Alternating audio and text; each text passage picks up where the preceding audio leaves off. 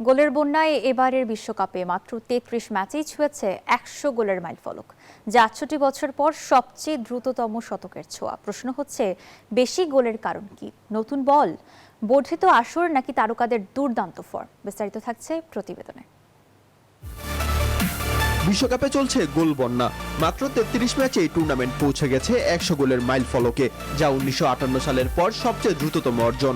শততম গোলটি করেন নেদারল্যান্ডসের ফরওয়ার্ড কোডি গাকপো। সেই ম্যাচে সুইডেনের বিপক্ষে ৫-১ গোলের জয় পায় ডাচরা। এখন পর্যন্ত প্রতি ম্যাচে গড়ে ৩.০৯ গোল হচ্ছে, যা কাতার বিশ্বকাপের তুলনায় অনেক বেশি।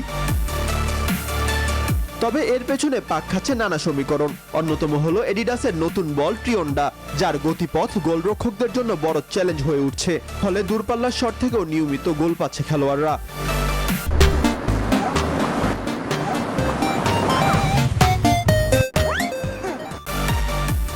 এছাড়া এবারের বিশ্বকাপে অংশগ্রহণ করছে ৪৮ দল। আসরে অপেক্ষাকৃত দুর্বল দলগুলোর অংশগ্রহণ ও গোলের সংখ্যা বাড়িয়েছে। জার্মানির ৭-১ ব্যবধানে কুরাসাওকে হারানো কিংবা কানাডার ৬-০ গোলে কাতারকে উড়িয়ে দেওয়ার মতো ফলাফলই তারই প্রমাণ। উত্তর আমেরিকার গরম আবহাওয়া, বাধ্যতামূলক ড্রিঙ্কস ব্রেক এবং ম্যাচের মাঝে দীর্ঘ বিশ্রামও খেলায় প্রভাব ফেলছে। কোচরা বিরতির সময় কৌশল বদলের সুযোগ পাচ্ছেন। সব মিলে যেন মেসি, এমবাপ্পে, হল্যান্ড, কেইন ও ভিনিসিয়াস জুনিয়রদের দুর্দান্ত ফর্মে ২০২৬ বিশ্বকাপ এখন গোল উৎসবে পরিণত হয়েছে। মাহাদি ইমরান, নিউজ 24।